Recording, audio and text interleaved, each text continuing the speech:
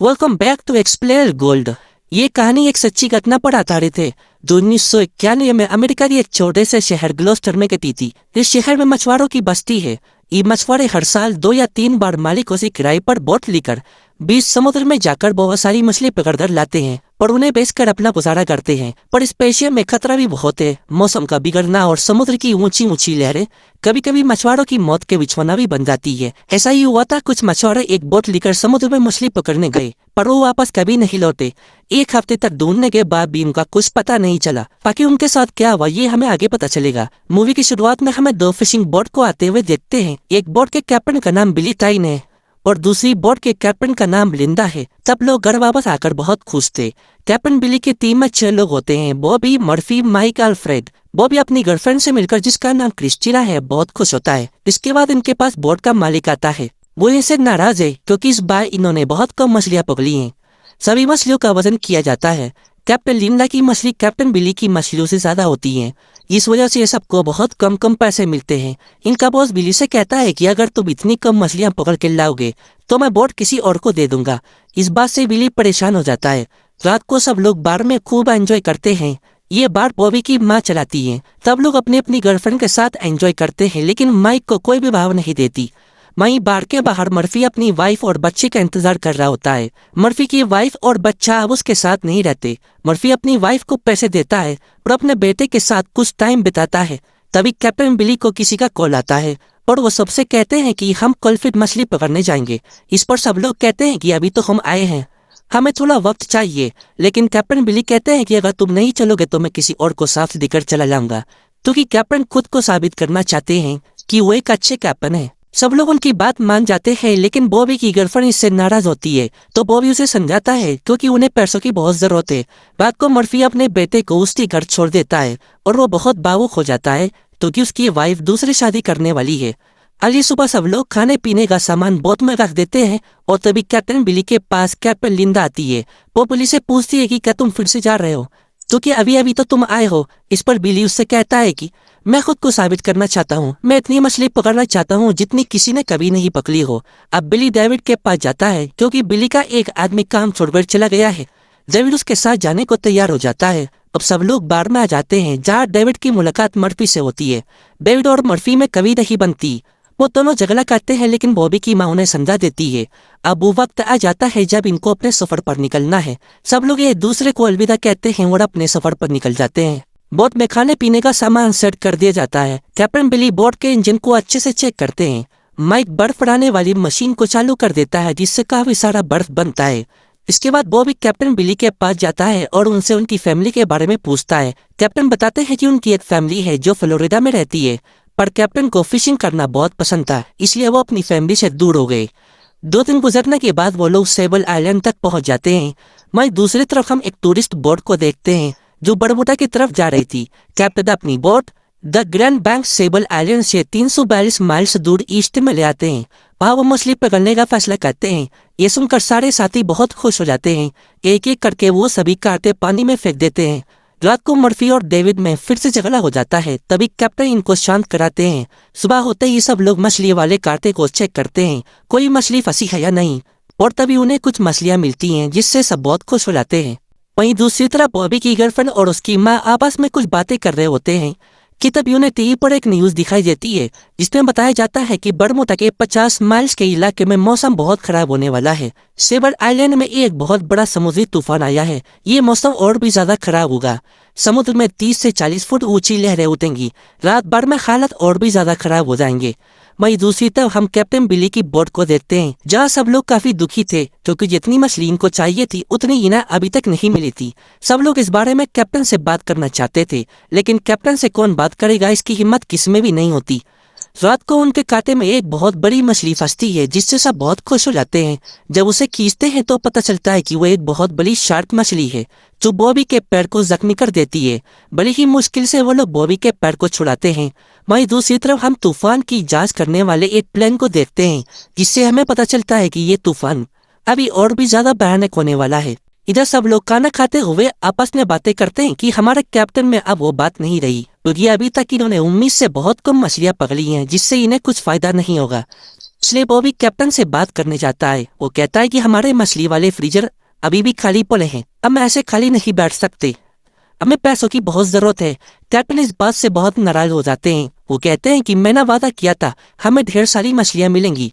Luck को सब लोग फिर से मछली के कांटे पानी में डाल देते हैं, लेकिन तभी गलती से एक कांटा मर्फी के हाथ में घुस जाता है और मर्फी उस कांटे के साथ समुद्र में नीचे जाने लगता है। तभी डेविड की नजर उस कांटे की दौड़ पर पड़ती है, तो सबसे पहले डेविड पानी में कूदता है और उसके बाद बॉबी पानी में कूद जाता है। मर्फी लगातार समुद्र में नीचे की तरफ उस कांटे के साथ साथ बह रहा था।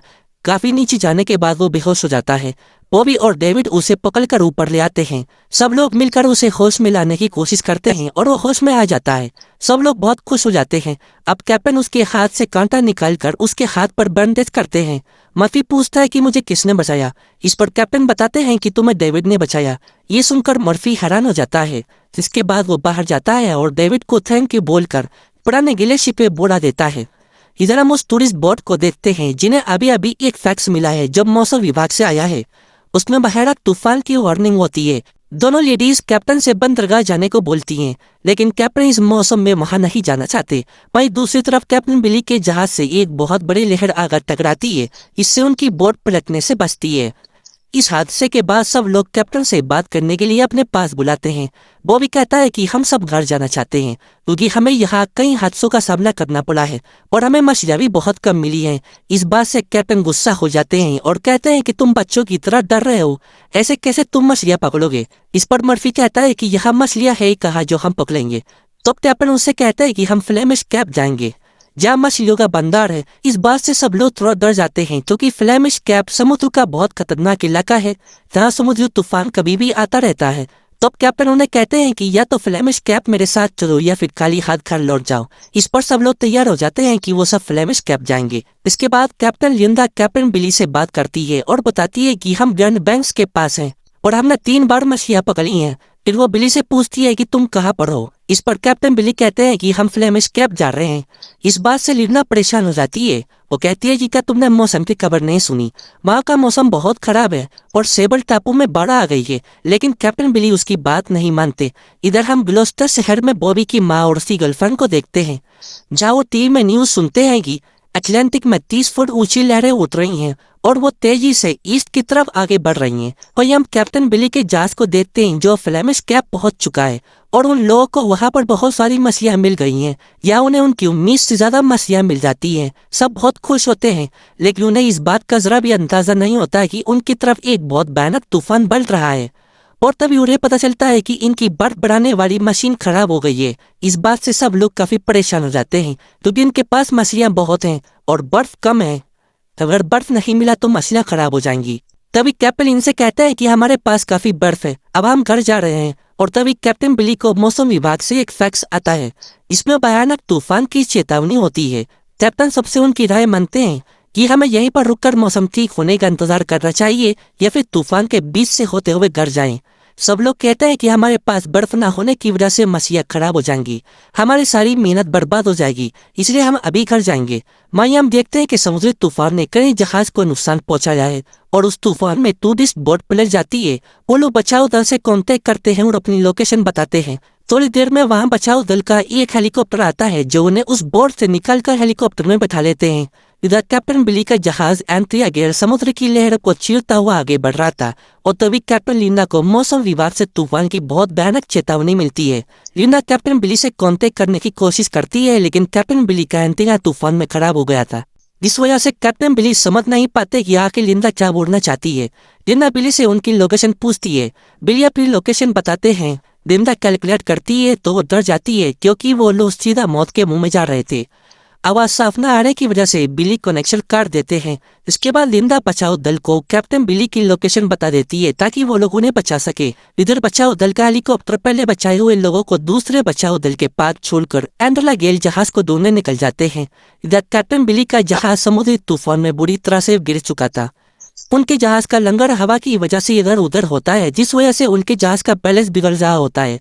कैप्टन बिली उस लंगर को काट देते हैं। इधर बचाव दल के हेलीकॉप्टर में फ्यूल खत्म होने वाला था और तभी फ्यूल भरने के लिए एक प्लेन वहां आ जाता है, लेकिन तेज हवा होने की वजह से बहुत मुश्किलों के बाद भी वो फ्यूल नहीं भर पाते। हेलीकॉप्टर का पायलट कहता है कि हम कहीं और फ्यूल भर लेंगे, इनको जाने दो। क्योंकि आप बचाव तले हेलीकॉप्टर में से भी धुआं निकलने लगा था, वो कभी भी फट सकता था।